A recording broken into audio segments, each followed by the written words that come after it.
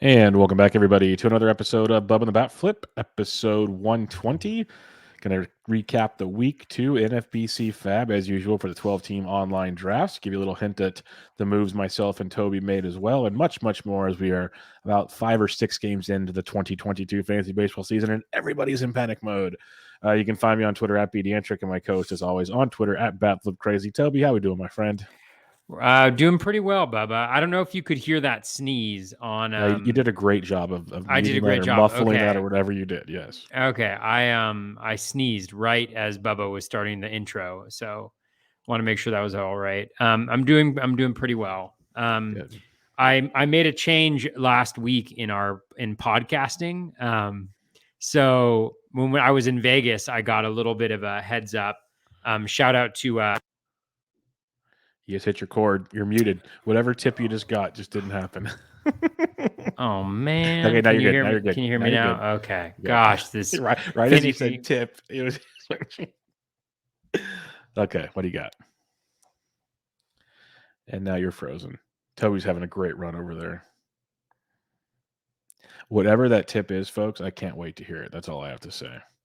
Toby's having a good time. Yeah, we're about to lose Toby. I have a feeling this is happening right now. So beware that Toby might be disappearing from your screen if you're watching the YouTube or the live feed, as he is frozen. Frozen. There he is. He's back. Toby's back. Okay. What did you learn? This is like the best lead up to ever to learning something. Oh my God. Talk about I sneezed, then my mic cut out, and then everything in between. No, I was in Vegas and Gecko, Mark Srebro, who's a great fantasy player. I think he's won the most main event leagues of anybody. He had really nice things to say about the podcast, and he told me, he said, Toby, the only problem is all I can see is the mic. I can't, because before the mic was like covering my face. And so, most podcasters would probably like go out and get a boom mic like you have, which, makes your face readily apparent. I got a really puffy pillow and I put it under my seat, which now lifts me above the microphone. Yep. And I'm good to go. You can see my face. But yeah, that's anyway, that was the changing in my podcasting equipment that I went through recently, was adding a puffy pillow to my chair so that I'm it looks great. It's great to see your face. Thank you. And shout out to Mark for the kind words about the podcast and for getting me going in the right direction. I'm glad Gecko's a listener, and he's becoming more active on the Twitter sphere, so it's been fun to watch. So for sure. Watch out. When the legends get going, you gotta pay attention, folks. That's for darn sure. And what we're going to talk about, as usual, recapping the FAAB week 2. Not as crazy as week 1, of course, but we got the Josh Lowe's of the world and some other. Quan was available in some leagues, at least in some 12s. And maybe some fun transactions to talk about here. We're not going to really recap our teams right now. We'll recap our acquisitions, but it's only 5 or 6 games in. No need to panic on why we're in 12th place or not or whatever. So we'll give you maybe a first month update here, pretty like when that comes around. We have a little bearing on what's going on. But let's start with it again. Online leagues. Daniel Bard added in 176 leagues. He was not the highest guy added this price wise, but the most added in 343 leagues, or in 176 leagues for $343, min of $5. We saw what he did over the weekend. Looks pretty darn good. Monday, not so much. That is the Daniel Bard experience, but looks like he's at least surpassed Colome for now. Were you interested? I didn't put much in on Bard, but were you interested in Bard this weekend? Yeah, I was interested in him in some places. I got him in one place in an OC for I think like $35 or something like that. So I wasn't going super high on the bids, but all you have to do is go back to I guess last year he had 20 saves. It wasn't pretty, but he did put together a decent enough season in 2020. He only had 6 saves, but he was fine. The K- walk rate is fine. There's nothing that stands out. He's in Coors. The whip is a little high, but right now there's just such desperation for saves. I think you saw that in some of the bid amounts that people put out there. Just huge bids. And while I certainly think he's the closer, and he's pitching again right now. I think he's already given up a home run, 2 nights in a row with a home run. And they're not even in Coors, folks. And they're not even in Coors. They're in a hitter-friendly park. I just think saves are kind of key, but at the same time, unless a guy checks a couple of boxes, I'm not going to go that aggressive after him. I think the highest bid I have for him was in a league. I think I was at $53 or something like that. So not too aggressive. Anybody who has saves is valuable right now, but I think he kind of comes with some pretty apparent warts. Yeah. Baggage is a term I would use with Daniel Bard. Like you said, you get the saves. We've had the experience. That's why I call it the Daniel Bard experience. You will get the saves. You'll even get strikeouts. He's good at that. That's where Colomé, that's where even like when Bud Black said earlier or late in the spring training that he might prefer a guy with strikeout upside closing. And so it kind of maybe tilted the spectrum away from Colomé. Maybe not all the way to Bard, but he was more in the discussion at that point in time. And we saw it in the first weekend. And so that kind of showed its face. But it'll be rocky, and it goes back to, I think, something that people are going to get annoyed from hearing on my shows, and especially this show when we recap FAAB every week. Like, one of the biggest takeaways from doing the recap FAABs with you last year is saves are an issue, yes, but cheap saves are available later because people spend all their money now. So it's like, remember that later on, because like Toby was the perfect example. Like Scott Jenstead, many really great players. You guys had like no saves for like a month or two, and you still were able to battle your way back later on cheaper saves to at least get to like your overall finish in that league to like third place, second place, because of being able to battle back. So you don't have to break the bank on guys like Daniel Bard who are somewhat questionable. Now, if like a random spot opened up and you're like, okay, like say Kenley Jansen went down, okay, well now you go run to get Will Smith. That's a locked in spot. That's great. But there's like the Cubs who we'll talk about, the Twins, like all these teams where there seems like there might be a one, but there's not certainty that there's a one. So breaking the bank for that's going to be tricky, or at least not comfortable. So that's just my biggest thing. That's why I wasn't really in on Bard very much. I was in on some other spec closers that I was willing to put a few bucks on. We'll talk about in a little bit, but I knew I wasn't going to get Bard at those prices. It wasn't going to happen. All right, the man that is sweeping the nation all over the place is Stephen Kwan of the Cleveland Guardians. He is crushing baseballs and taking names. He is 10 for 24 to start the season. He went 1 for 5 today. He has 7 walks to start the season. He has a 625 BABIP, a 267 ISO, a 667 average, 750 OBP. He's got 4 ribbies and 7 RBIs to top, or 7 runs and 4 RBIs to top things off. The power speed is going to be suspect at times. I guess it's a nice way to put it, but I think he's a great ad, especially when we talk about batting average assets. Like that's something he's done his whole career in the minor leagues. And there's really no reason why the Guardians won't play him. Now, power and speed's rough. So like he's maybe a Michael Brantley meets Arias type guy, maybe somewhere in that realm. So I think he's still very fantasy relevant, where some people had mixed reactions. What's your thoughts on Stephen Kwan? I was fortunate enough to get him in my places where I could get him last week for like $30. So I was very happy. I'll mention though, 146 leagues, as high as 360, as low as $9. So what's your thoughts on Stephen Kwan? Yeah, I mean, he really reminds me of a young Vlad Jr. He's waiting for the power to develop. Yeah, I mean, early season baseball is kind of funny, right? I mean, so let's look at Kwan's profile. He's hitting 692. With 19 plate appearances. His BABIP is 692. Yep. He's got 0 home runs. He does have 1 caught stealing now. He's got 0 stolen bases, 4 RBIs, 7 runs. I mean, like you mentioned, I mean, the plate skills are undeniable. O swing at 15%. He hasn't missed. Every time he's swung, he's made contact with it. Yep. So he clearly hasn't struck out.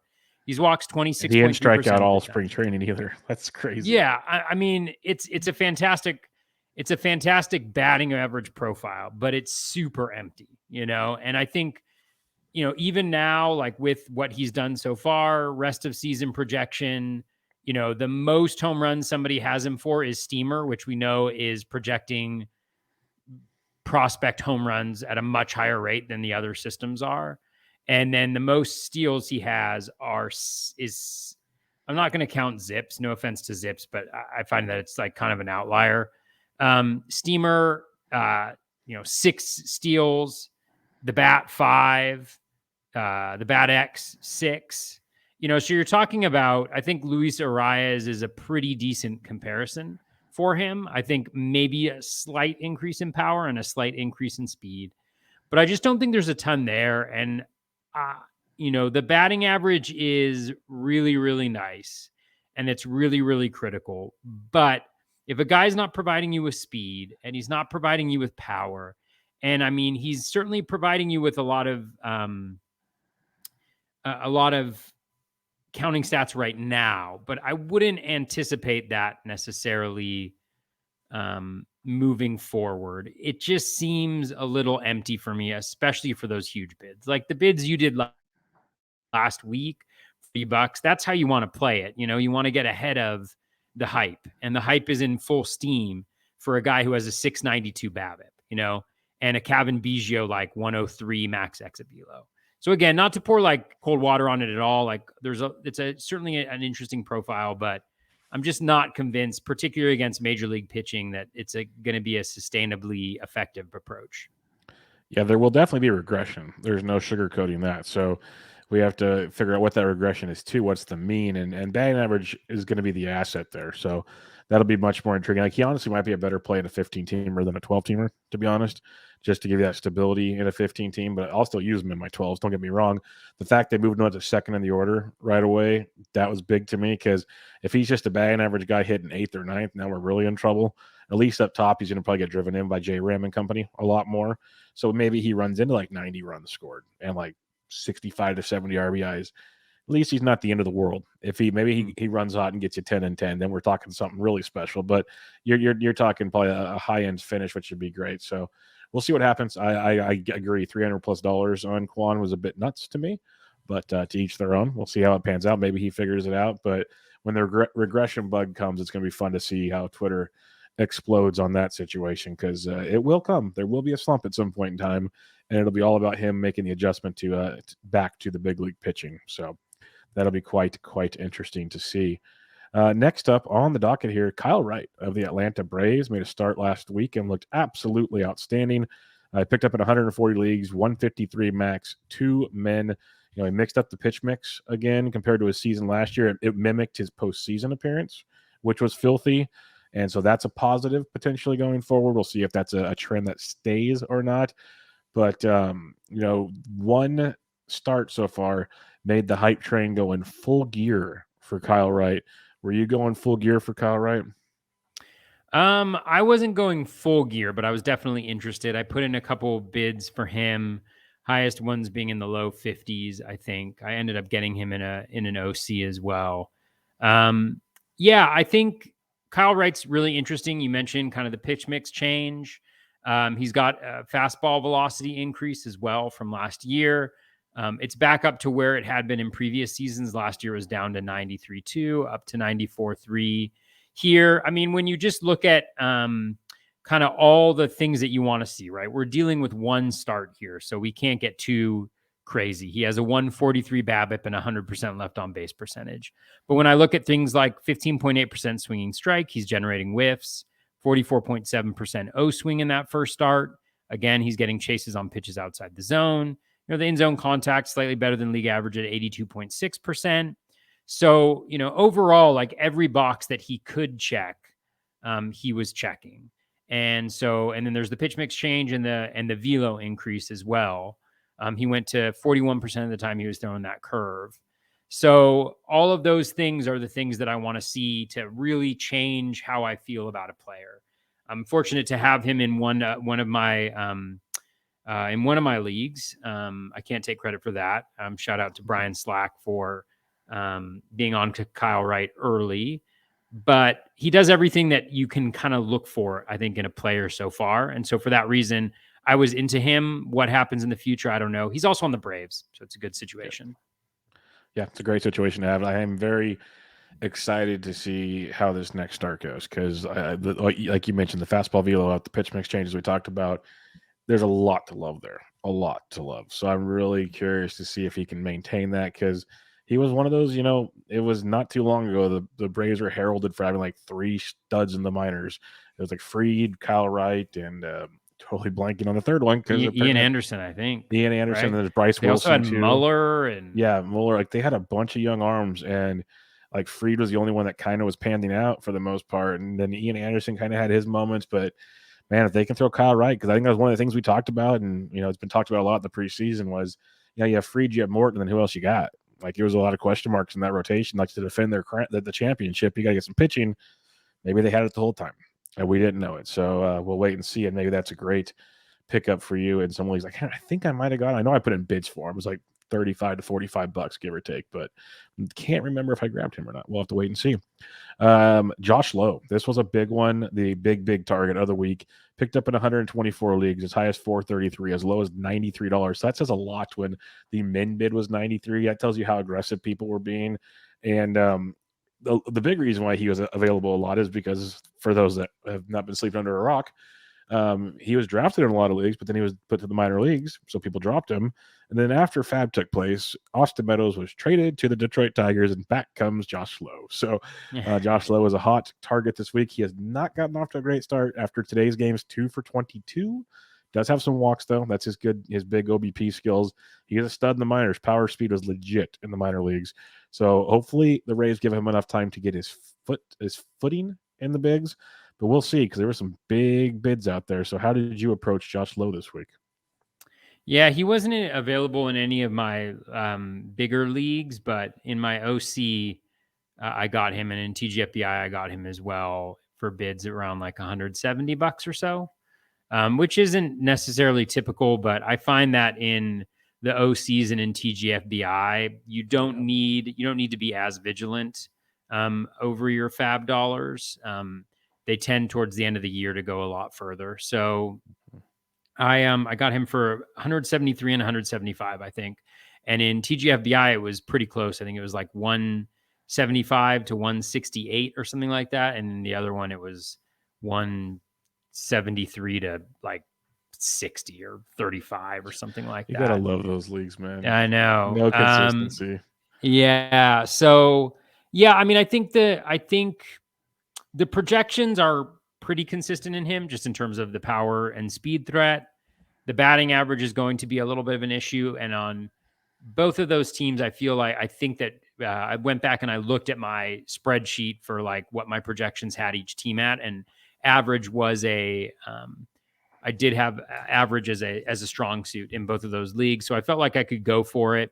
He's just one of those guys early on in the season, you go after him, you don't know if it's going to work out or not. Just like you kind of pointed out, right? He's hitting really low. He's got a 222 BABIP or whatever. But if that happens for another week or two, then you might see him down in the minors, or he could be the next great thing. And sure, sometimes there's a rhyme or reason to it, but it's just a matter of when he gets hot and what he can do initially to kind of earn that playing time. So I like the profile. It's a fairly unique profile to be able to get on the waiver wire at this point in the season. And though I kind of went for it where I could.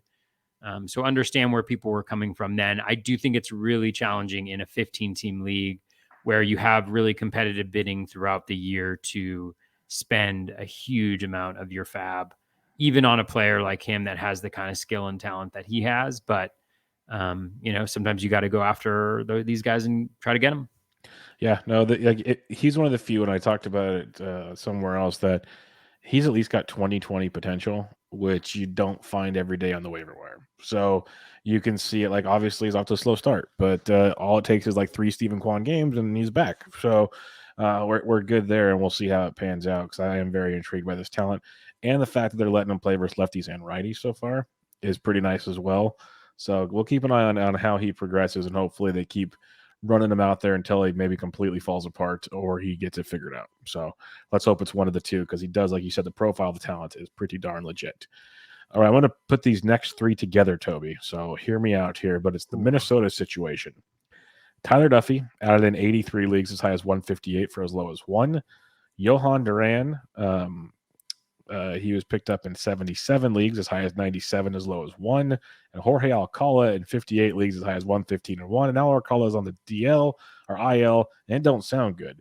So we'll have to pay attention to that one. But you have Duffy, you have Duran, you have Alcala. Again, Alcala's on the IL now, so that can almost be thrown out the window. But Duffy had a rough weekend. Duran has looked great, but Duran's been more the high leverage guy, it appears. So how do you look at this Minnesota situation, or how did you approach it this week? Yeah, and I'm assuming Pagan's not on here because he was already people already had him on his team. Let me see. He might have been no, he was added in 41 leagues, so not many Okay. leagues, but as high as 57, as low as 1. So I think Okay, people I see him right there. people figured with the big 3, they left him alone, but now he's probably going to be popular this week. So Yeah, I mean, Minnesota has kind of done this before. And so, Duffy blew his opportunity.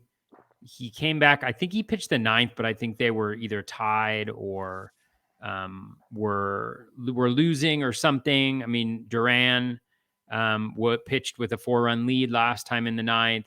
Alcala was the only one that didn't make that sense to me. I know people have been really in love with his skills as a bullpen arm, but his usage this year, he's like the one guy that really hasn't even pitched in the 8th or the 9th inning.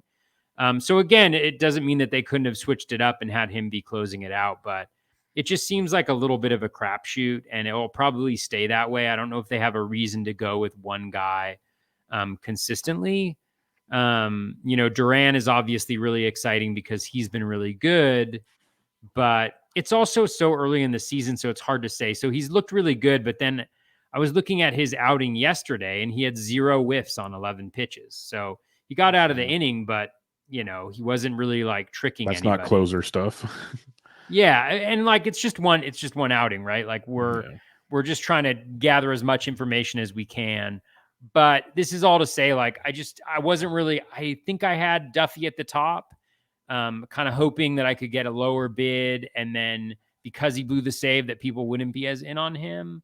But he was behind a few other guys, and you probably shouldn't listen to me. I mean, I got Hansel Robles everywhere, and 30 minutes after I got him, Jake Diekman came in and struck out the side. So I don't know if I'm the best person to follow on closer speculations, but of all these guys, I mean, at this point, I'd probably lean towards Pagan out of all of them, actually. But I don't think there's going to be a consistent guy who gets those saves at this point.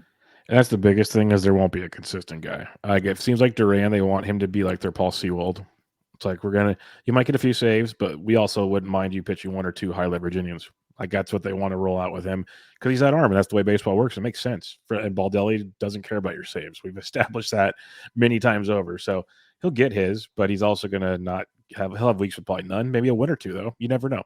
He's going to have some interesting weeks that might make him viable in deeper formats. But I like the Pagan call, and it's kind of like when we talked about the Padres a few weeks back, their iffy situation.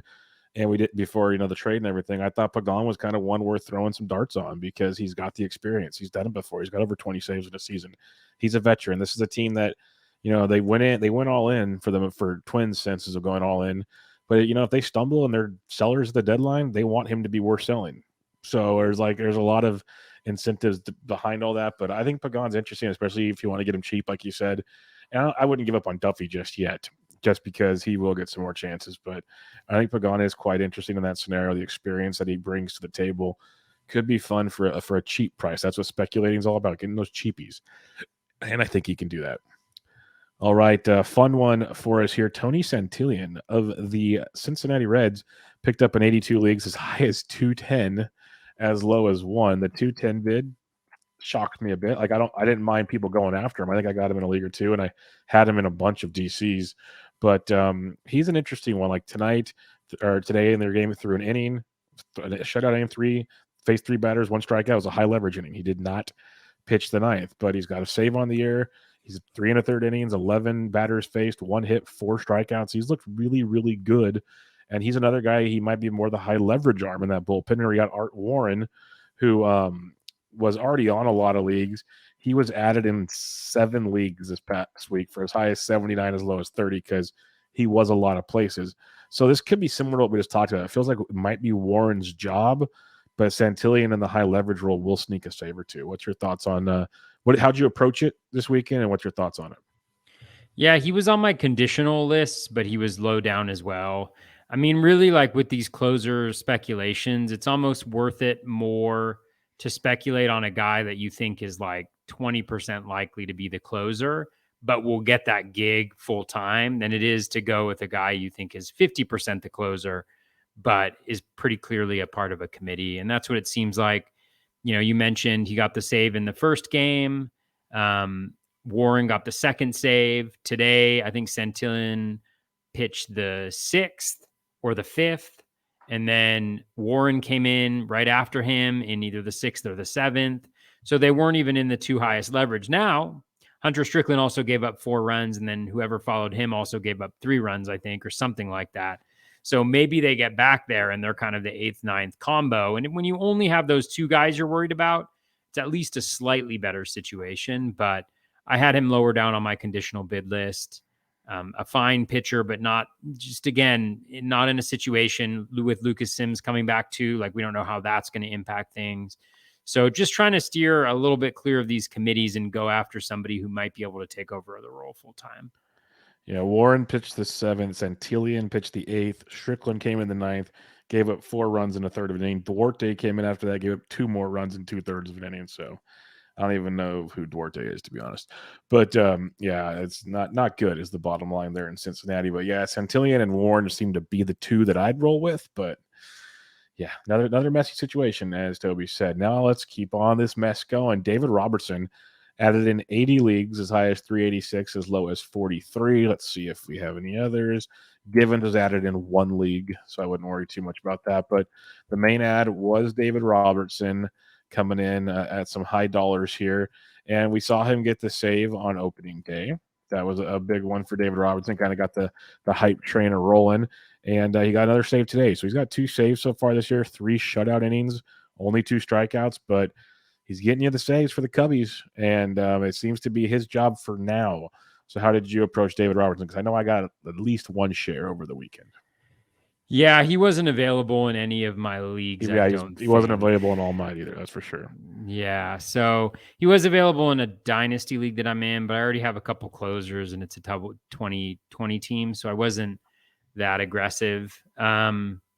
Yeah, I mean, it'll be interesting to see what he's able to do. He looks like he's the guy. The initial skills are pretty subpar, but we'll see what ends up happening with him. Yeah, I mean, just like his O swing right now, and again, we're talking 2 innings, so it's super small. But just in terms of like how they're doing it, 12.5% O swing. The swinging strike rate is 9.7%. So he's not making guys miss. He's not getting pitches on. He's not getting hitters to swing on pitches outside the zone. It's really early. That could change dramatically.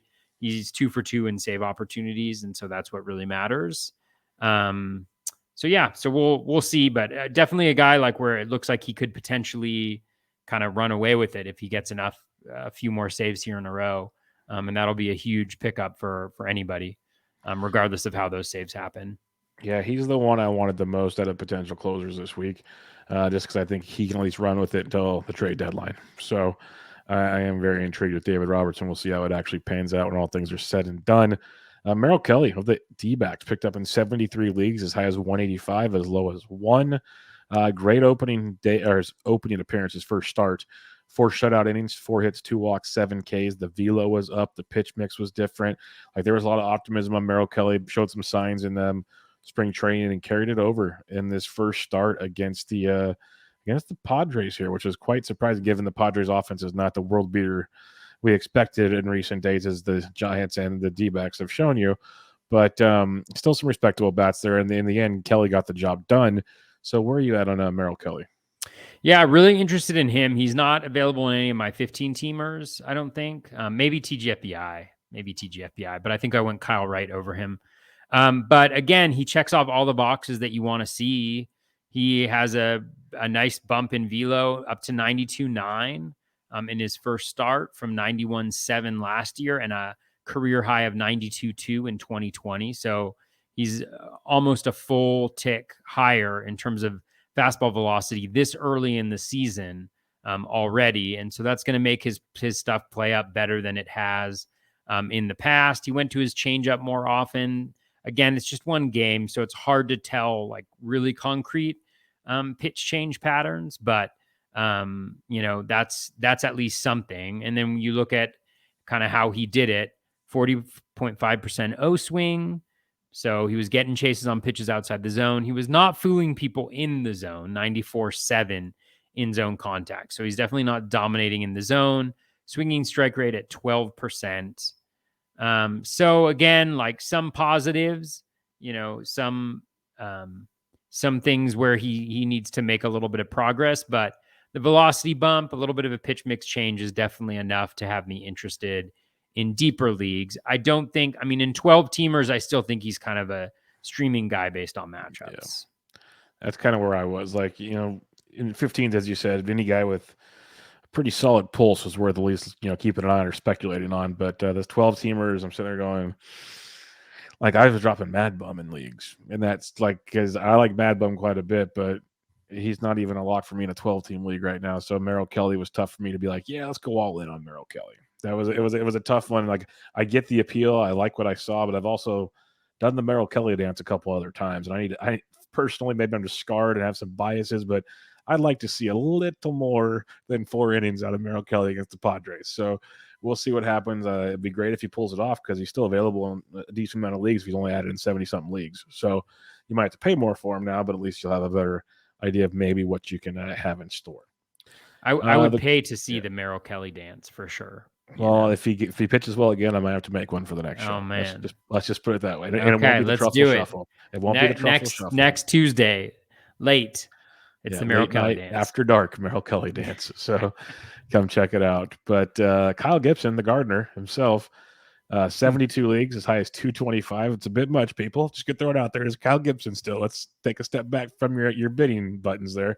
But he was great. 7 shutout innings, 10 Ks against the A's, which I'm going to say 2 things. Yes, the A's are great to pick on because they've been bad, but the A's are putting up runs. I'm just going to throw that out there. Yeah, they've been putting up runs. Like, they have before the season started, we looked at their roster and like, okay, Seth Brown can hit bombs, Pender. Like, you could point to like 4 or 5 guys where you wouldn't be shocked if they went deep in a game, and they're doing it right now. But they're also going to have tons of games where they have 7 shutout innings with 10 Ks to guys like Kyle Gibson. So that's the appeal.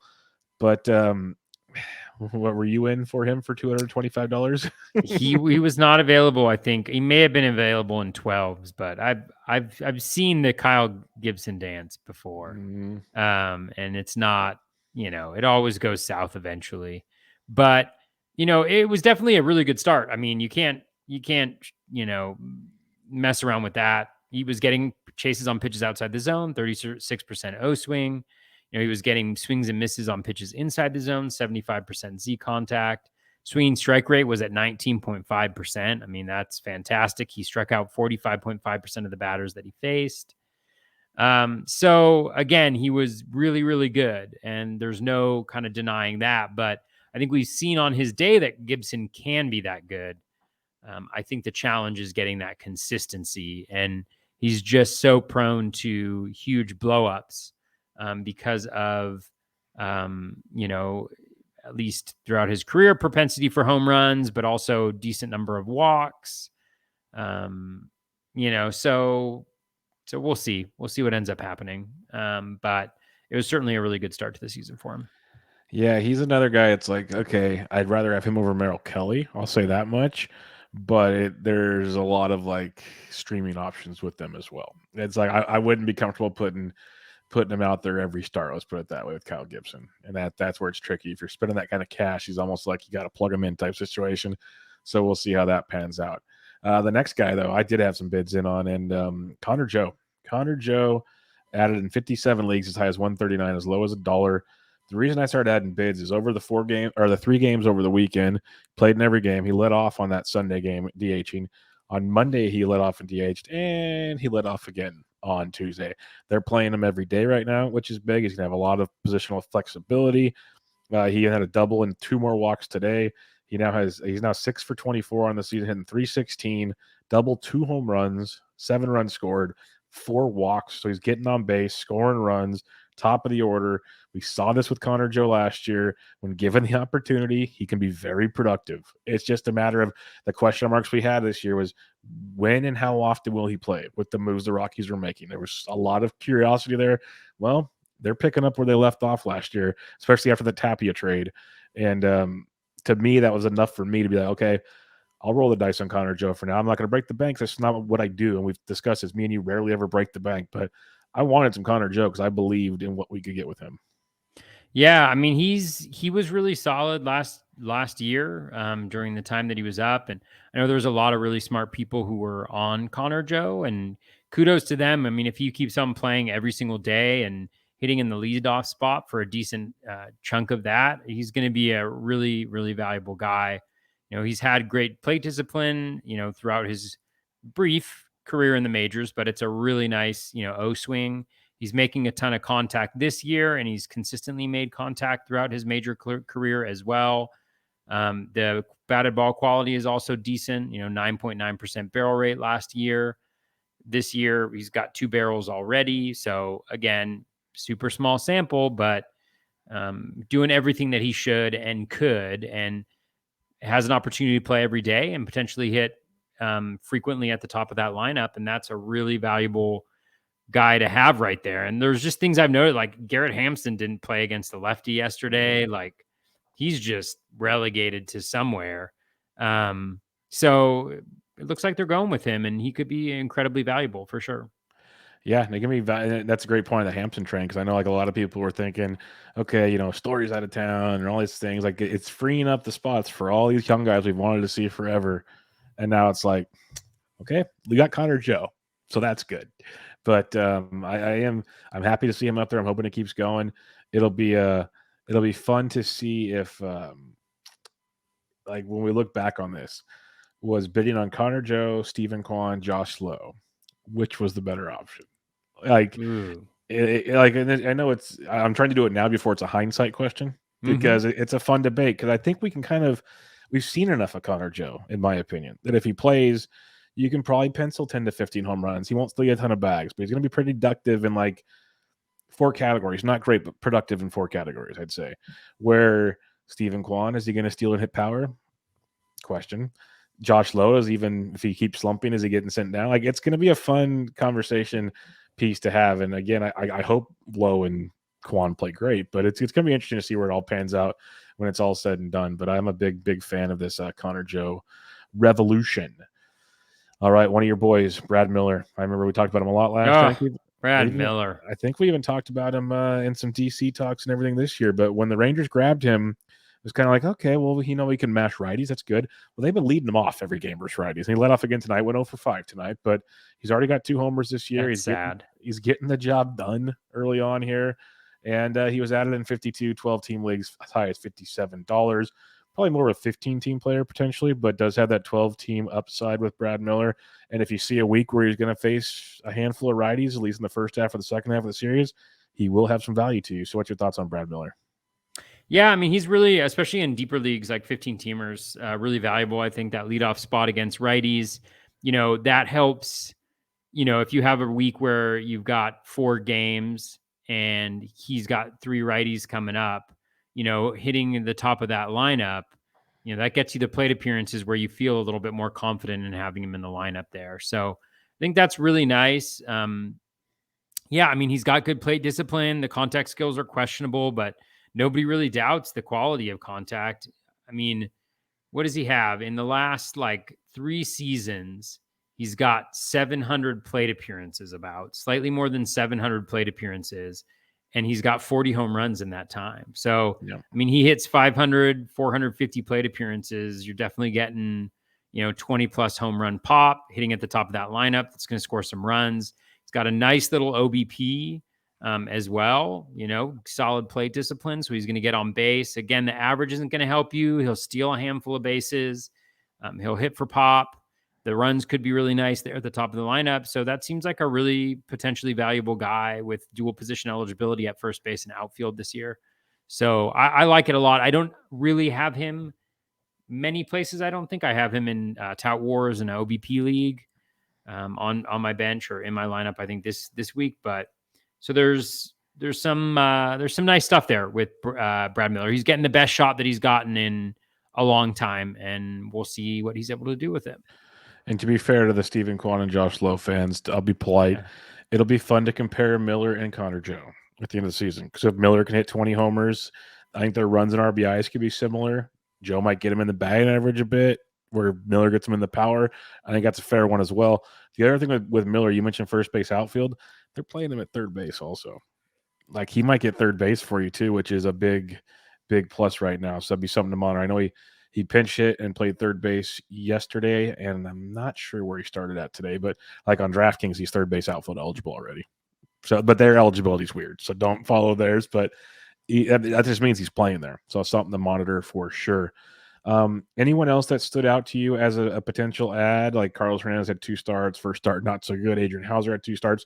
Let me get your thoughts. Nick Martinez looked outstanding in his first start there against the Gigantes. Like I recommended him in DK because he's like $5,700. Like it was awesome price. I knew that the fastball, the strikeout upside was there, and he did not disappoint. So what's your thoughts on Nick Martinez? Because he was added in 47 leagues for as high as $68. He's going to be probably added everywhere else this week. So where are you looking at Nick Martinez? Yeah, I mean, he pretty much did everything that he could do. 36% O swing, getting chases on pitches outside the zone, in the zone, right around league average, which isn't necessarily surprising because his velo is low. Swinging strike rate 14.5%. Didn't walk guys because of that O swing probably. So we'll see. I mean, the projections don't love him moving forward, but they're also factoring in probably, a lot of his previous work in the majors, which is a long time ago. And then I'm sure they also hopefully integrate some of them. His time, I think he was in Japan previously. So he looks fine. I mean, if you're going to go after a guy, sure. Why not try him? But yeah. I mean, he popped, from a lot of respects, not the fastball velocity, but Merrill Kelly doesn't have fastball velocity either, really. So, an intriguing guy. Yeah, I'm looking. I know Enos. Here it is. Okay, Enos Harris tweeted it out because I know people were like hitting him up on Twitter, like, "Hey, what's the stuff numbers and everything from Nick Martinez?" Because it was a curiosity question. And this is his tweet. Nick Martinez lit up StatCast with the vertical movement on his cutter, four-seamer, and changeup on Monday. That Vulcan change is impressive looking, but pitching plus wasn't as into it. 96 stuff plus on the fastball, 93 on the change, 92.5 stuff plus overall. So the stuff ratings, which if you believe or don't believe, have been proven to be pretty effective in the long run, especially I think at early samples, it's actually pretty darn good if we're trying to make adjustments. It wasn't like super down on Nick Martinez, but it wasn't over the moon like it is on some other guys. Like Matt Brash will probably pop like crazy with the sliders and stuff, where Nick Martinez wasn't overwhelming to the stuff plus. And again, I don't make the metrics. I don't know all the fancy details, just reporting what I read, and it's just something to monitor. I'm looking forward to seeing what he does this next time out and seeing how Eno's numbers change because he looked really, really good. So I am curious to see how it pans out because I know I'll be bidding on him this week unless something goes totally wrong in his last start, but he'll be worth a flyer for me as well. All right, who were some of your ads this week? Let's talk a little ad drops for us this week. Little ad drops. All right, let me get myself situated here. So for my leagues, as I mentioned before, I got a lot of Hansel Robles, only to find very quickly that was not going to work out. My hitting streaming has worked out really well so far. I got streamed Jerkson Profar last week. Got Chad Pinder in a couple leagues. In my big auction, I got him this week, so he's already got a home run, and then he had 2 RBI double this week. In the next league, I got Chad Pinder and Hansel Robles as well. And so you're noticing a lot of consistency in terms of who I got. Yeah, I'm pretty sure we're all going to bid on the same guys. That's one of the beauties of this thing. So definitely. Yeah. And then I got Hansel Robles again. And my bids were for $8. Every single one of them was for $8 because, believe it or not, I remember things like this. At least I think I remember things like that. If you were to go back and check, I'd probably be wrong. But when I got Hansel Robles in 2019, I think, when 2019, when he came out of nowhere to get all those saves for the Angels and was just absolutely dominant. I got him on an $8 bid when everybody else was going for Ty Buttrey. So I was trying to go with the kind of lucky number 8 on the bids, but it proved to be not very helpful. Hansel Robles, I added, I should say who I dropped. I dropped Rowan Wick, added Miguel Rojas, dropped Hector Neris. And then in my OC is where I or actually it was TGFBI, but in my OC, I got Josh Lowe, dropped Keston Hira, bid 173, runner up 56. So wasted a little bit of money, but I know he went for much higher in some leagues, and that's just how OCs kind of work for you sometimes. And then I picked up Kyle Wright and dropped Hector Neris, $24, with a backup of 21. And then in TGFBI, I got Josh Lowe for 177, runner-up of 165. Got Daniel Bard, 47, runner-up of 37.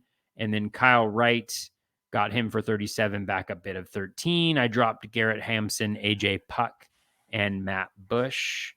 And then last league, I added Chad Pinder and dropped Garrett Hampson. So those were kind of my adds and drops. Not a lot of targeting of hitters, really. It was just a matter of need and having the bench spots that I needed.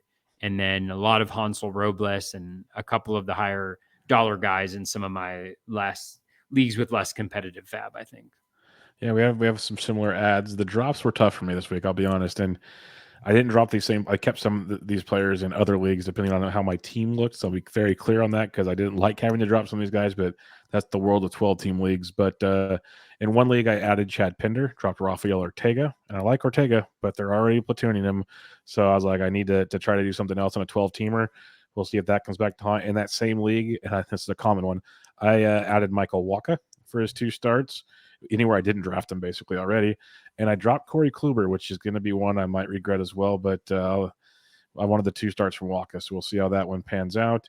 I added Diego Castillo in a different league. I added in TGFB. I added Diego Castillo from Seattle. Tried to give him a run at only $14. Dropped Tony Gonsolin, again a cheap closer spec in that situation. So I got some Diego Castillo there. I added Justin Steele, dropped Kyle Finnegan, as it appears Rainey is the dude there. So that's one that I have Rainey. I had them both on the team. So I dropped Finnegan, grabbed Steele because Steele's got 2 starts next week. So I had him for $11 this week. And then I got Chad Pinder and dropped Tyrone Taylor. So another Pinder bid. Another 12-teamer got David Robertson for $47 with a runner-up bid of $47 by dropping Kyle Finnegan. So nice. That was fun. Yeah, that was the old unicorn right there. In Barf, this one's not so good. Added Daniel Lynch, dropped Didi Gregorius. Lynch got shelled today. Then I added Zach Thompson, dropped Raver San Martin, and then Zach Thompson proceeded to get suspended. So that was a fun league. Oh, fun Zach Thompson got suspended? Or maybe it was a different Thompson. I know a Thompson got suspended for 3 games for throwing at someone. So, oh, okay. Yeah, it wasn't like a hardcore because at first all I saw was suspension too. I'm like, what the hell? And then it was 3 games for throwing at someone because Ross got suspended too. I think Zach Thompson got a start bumped because they got the game postponed against St. Louis. I think he was supposed to get 2 starts, and I think he's only getting 1 now. So it backfired on me royally. But in one of my OCs, got Michael Wacha, dropped Dane Dunning. So we'll see. Like, I'm a big Dane Dunning fan, but got to go in the moment. Got to go in the moment. I keep telling myself. But this is one I kind of liked. I liked the power on my team. I got Drio Urshela for $8 to drop Kyle Finnegan, and Urshela's batting cleanup right now. And he's being very productive. Like, do I expect it to go all year? But he could be a 15 to 20 home run dude with a decent average in the middle of that Twins lineup. That could be sneaky RBI runs type production. So not in love with him, but for $8, like he was like my 5th bid for dropping Finnegan on that one. Like Josh Lowe and other guys were there. I'll take my chances in that one for sure. Another league, added Michael Wacha, dropped Dane Dunning. Added Diego Castillo for $9, dropped Tony Kemp. That was fun. So you're seeing similarities here.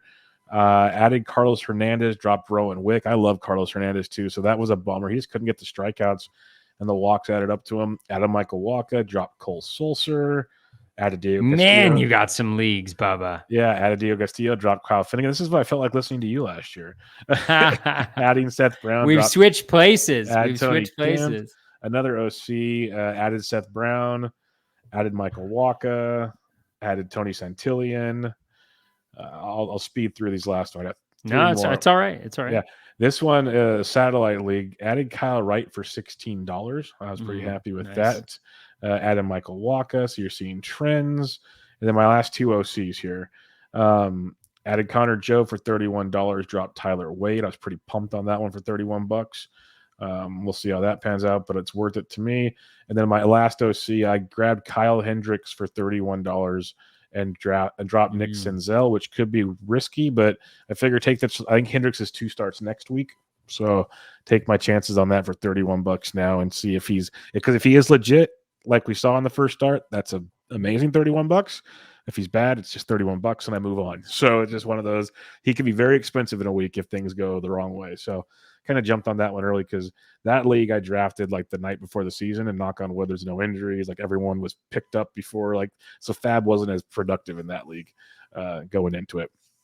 All right, got some listener questions. We'll head on out of here. The first question comes from our chat from Mr. Pitcher List himself. Who is your favorite late round starting pitcher coming through? Luzardo, Nick Martinez, Brash, Tyler Miguel, Merrill Kelly, Cobb, Wood. There's so many to choose from because all the early draft picks are not coming through. So who's your favorite late round starting pitcher that's coming through? I mean, it's hard to go with somebody other than Tyler McGill at this point. I think the key for me is players that have velocity increases, and pretty much all those guys check the box. I mean, Tylor does, Luzardo does, Kelly does, Cobb does, Wood does. Cobb was hitting 95 tonight. He was at 95 tonight. I mean, both that's the key. And so the one thing that I'd say is like late round starting pitchers. I mean, Cobb was going around Cobb and Wood were going between like pick 150 and 170 by the time drafts were closing down. McGill was kind of in the lower 200s. Brash was in the lower 200s as well. Luzardo was there as well. So they're not like super late round starting pitchers. One guy that who didn't pitch well today, but I'm excited about is Eric Lauer. Eric Lauer his velo was up.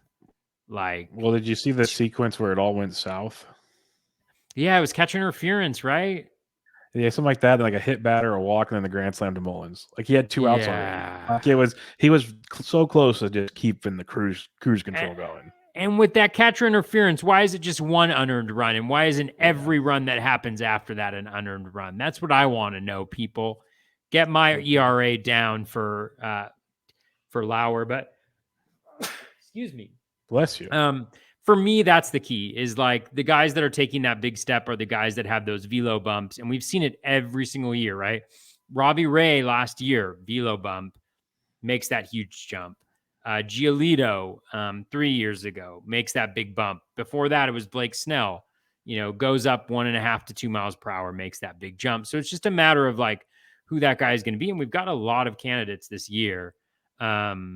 So they're all great. I would probably go with those kind of Tylor, Cobb, Wood, Luzardo for right now. But it's going to be, there's a lot of really good pitchers. So it should be fun. And it goes back to why like the whole time I kept saying it's so hard to take early pitching because there's so many I like later. And the reason we take early is because knock on wood, stability by season's end, it should be much more stable. Like we've discussed this a million times. But it's like, especially in 12s, when I was doing those OCs and I made a point, like my last one, I'm taking one ace, and then I waited. And then I took a bunch. Like I have McGill, I have Wood, I have Cobb, I like all these dudes. I'm in first place so far after 6 days. We'll see how long it lasts. Not overall. Let me clarify. But it's just one of those, like, yeah, it panned out for the first time through the rotation. We'll see how it keeps going. But there were just so many pitchers in the middle here. It's like there's so much upside here. I'm with you. I think McGill's the guy. We've seen it for two times through the rotation now, which is big. I think we'll get it from Wood, especially, and Cobb as well. Like we've seen it with Wood last year. He was that good also, and he was filthy his first time out, but they're all phenomenal. It's hard to go really wrong right now, that's for sure. All right, our buddy Ben Tid, Breaking Ben _T. Who would you target for saves on the? Let's go one by one. Who would you target for saves on the Twins? Probably Pagan. Yeah, I'm with you. I think that's the way to go. I think Duran's more your high leverage arm. Orioles. Jorge Lopez. Yeah, that's who it appears. Like I think they want to get a stock up type deal. Rangers. I think it's Joe Barlow. I think it still is Joe Barlow. He just didn't have any chances really early in the first weekend. No, that's all it was. And the Rockies. But what's weird is all the lies. Bubba, yeah. Can we talk about the lies? Oh, don't get me started. People Gabe are Kapler. Spreading Gabe Gabe Kapler on Jake McGee. Every day it's a different. In St. Louis. Every day it's different. Joe Barlow is not our closer. Who can we trust? Who can we trust? I don't know. Us. Yes, we trust each other. We're the voice of reason in an otherwise in a murky water of fantasy baseball. Just a bunch of lies. For sure. And then Rockies, I guess, is Daniel Bard for now, right? Yeah, he got the save. I actually want to take it back. He did not give up. I was looking at the long line. He pitched well. He pitched well. Yeah, he did not give up a home run. I was looking at the season line on the Fangraphs profile. It's like today, and then it has the full season, and I was confused. So he pitched well today. Again, I wouldn't have minded getting him because I think there could be saves there for sure. For sure. Charlie's at CH4RLEYSS. Are we panicking on Badu? I know it's early, but he's hitting in the 7 through 9 spot in the order, striking out 50% of the time. It's not looking good so far for Badu, but the bright side is he hasn't been sat or platooned yet. That's the bright side, I'll say, but he's still bottom of the order. Like he hit 6 today with Meadows out, which I guess is a bit of a plus, but he's the bottom of the order and it's not going the way it went in the spring training. So are you panicking on Akil Badu? I was panicking on Akil Badu when I saw him in draft rooms. I just saw him coming up in the draft queue, and I was already panicked trying to drop him way down that draft board. No, I mean, if you drafted Badu, this was kind of what you potentially signed up for. I mean, he's struggled throughout his career against lefties, so the possibility of a platoon, and you may say, oh, well, I don't want him to platoon. I want him to be in there. But if that's going to drop his batting average 50 points over the course of a season, you probably don't want him in there. And then they got better, which you couldn't have really anticipated.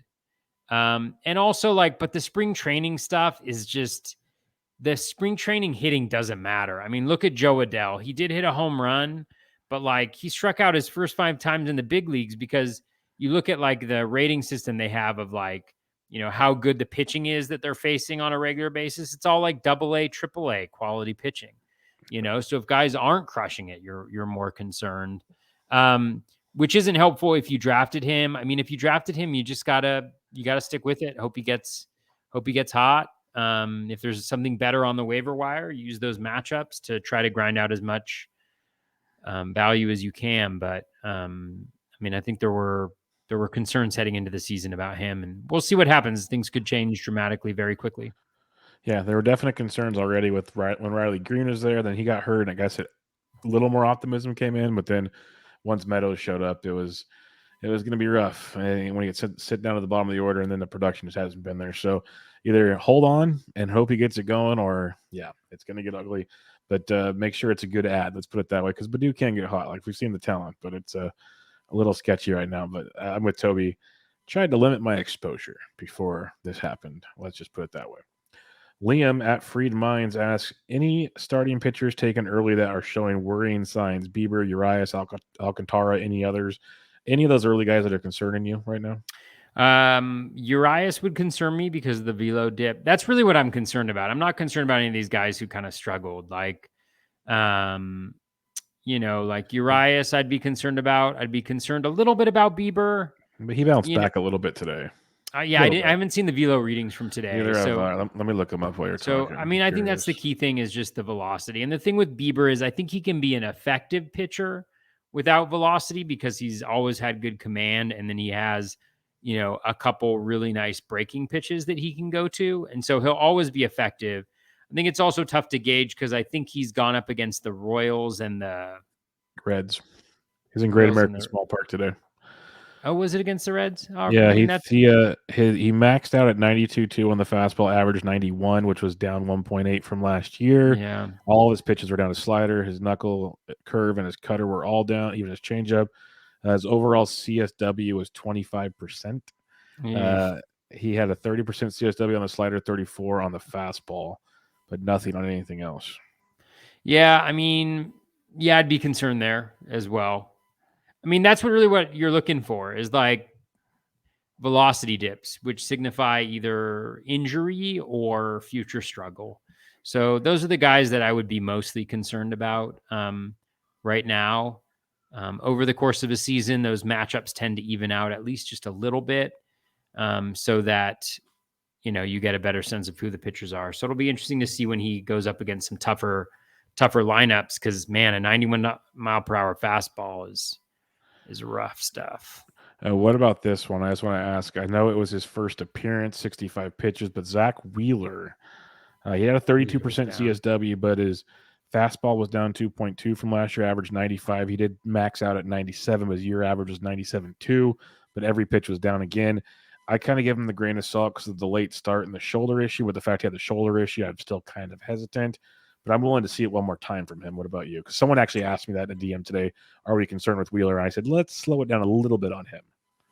I mean, it's not ideal, and it's about the same. Not at all. Yeah, and it's about the same that the other guys we're concerned about are down. So I'd be concerned, and I think he only had 6 whiffs on those pitches, or 4 whiffs on 65 pitches, or something. 4 total whiffs, 3 on his slider, 4 whiffs on 65 1 pitches. on his fastball. Yeah, that's not great, and he's not a huge whiffs guy, but it's not what you want to see. So I'll be interested to see how that velo changes in his subsequent start. He only went 65 pitches today. He's clearly a little bit behind. So it'll be interesting to see what he is able to put together. But yeah, I'd be concerned.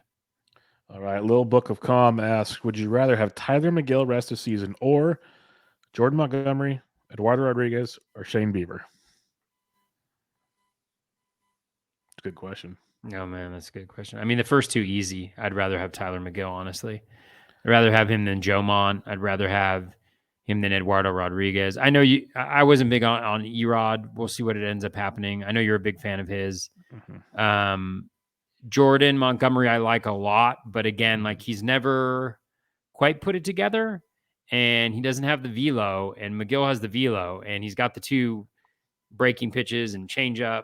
Jomo might have the innings on him though. That's the only thing I'm curious on. I don't know. That's a good question. Yeah, because like you look at Jomo last year, I think he threw I'll double check right now, but I want to say it was 150-ish, give or take. So maybe he jumps to 170. What is McGill gonna throw though? That's what I'm gonna look at. So we got Jomo. He was at 157 last year. So that was quite the bump from him from previous seasons. But Ty God, this is where it gets fun for him, because last year between AA, AAA, and the majors, he had 40, 51, 50, 130 innings. So he can maybe get you 150. So he may be about 20 behind, but that strikeouts could make up for it easily. So yeah, I mean, he looks really good. I mean, man, the Bieber thing, I think you have to go with Bieber, but I was out on Bieber all draft season. The velo, I don't have any Bieber, but I mean, if you offered me them straight up, it would be hard. And the only reason why, like, if Bieber was on his regular velo, I'd go Bieber easily. But Bieber being down almost 2 miles per hour when he wasn't like a fastball guy necessarily before, is kind of problematic. But I'd still probably go Bieber, just because I'd try not to let that recency bias overwhelm me too much. But it's a tough one. Yeah, Bieber is the argument. On Jomo, I'm kind of intrigued on. Like I am, just because I believe he goes another level, and he's close to a strikeout per inning, so that could be interesting. But it's hard to deny what Miguel's been doing. That's for darn sure. But Toby, we'll wrap things up right there. Week 2 FAAB in the books. Any closing thoughts for everybody that maybe stop panicking so much, people? It's early. That's you're going to hear that from me for the next 3 to 4 weeks at least. Just calm down. Stop panicking. Stop celebrating. No, I'm just kidding. I mean, just remember, it's super early in the season. It's a really long season.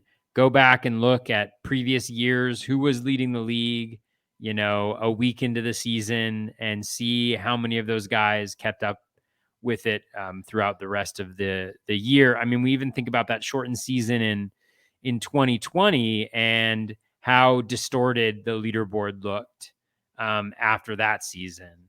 And so just remember, it's very early days. Most pitchers haven't thrown twice. Take it easy. Don't jump to conclusions. Don't do anything rash. Just stick with the plan. Stick with the plan that you laid out when you drafted your team. And that's why it's so hard. Like I was saying, talking about the acquisitions from this past week, where it was like, I gave up on some guys I really like, but like you had to pull the pen somewhere, and it was tough because, if you're fortunate and don't have a bunch of injuries or some other stuff, it's tough to make moves, but you need to make moves. That's the part. So, like, don't panic move. Like I get messages in the DM about some stuff. I'm like, just slow down. You drafted the dude for a reason. It's been 6 days. Like, calm down. We're gonna be okay here. But we'll see what happens. In a couple of weeks, we can start making. We actually have a good set of data, at least something to look at. Will be nice. Like this morning, I remember seeing a tweet that Ozzy Albies has no barrels and like a 12% hard contact. Well, he had an RBI double and a home run today. So next thing you know, it's going to look just fine. Like that's the beauty of this early. Like Cedric McMullins is so bad. Well, he had a grand slam today. So it's like slow down. It's going to be okay. Everything's going to be second fine. Home run, I think he's hit already. It might be. I think it's only his first, but it could be. I don't know. Okay. He's had a slow go to the season, but do you know what Ozzy's home run? What he was batting? Was he right-handed by chance? He was right-handed against what's his name? Strange. It wasn't Gordon Strange. Gordon Strange. Okay, I knew it wasn't Corbin. What? Corbin was out by then. No, it was shortstop. Oh, D. Strange Gordon. D. Strange Gordon. Yeah. D. Strange Gordon. Yeah. Did you see the hit by pitch on Travis d'Arnaud? Yeah, that was funny. That was amazing. Funny. Like that deserves kudos right there. That was good stuff. So think about how bummed out d'Arnaud is. It's like how often a season do you get up against like a guy throwing 50 miles per hour? It was like Monday when Brett Phillips was pitching. He's like diving for balls, but then he gets like, and that dived ball was Seth Brown with the bases loaded, and he popped it up. Next guy had Sheldon Noyce. He puts him into the seats for a grand slam. It's like, yep, that's what Seth Brown was trying to do. Just got under it. Yeah, so it's a beautiful thing. But on that note, we will wrap things up here. Another fun episode in the books. We'll be back with you guys next week with some week 3 FAAB and get your listener questions. We will do all the listener questions you have. We'll limit the FAAB discussion if you got a lot of listener questions. So keep them coming. We are here to get your fantasy seasons rocking and rolling. Make sure you follow Toby on Twitter at BatFlipCrazy. I'm at BDNtrick. This is Bubba the BatFlip, episode 120. Catch you guys next time.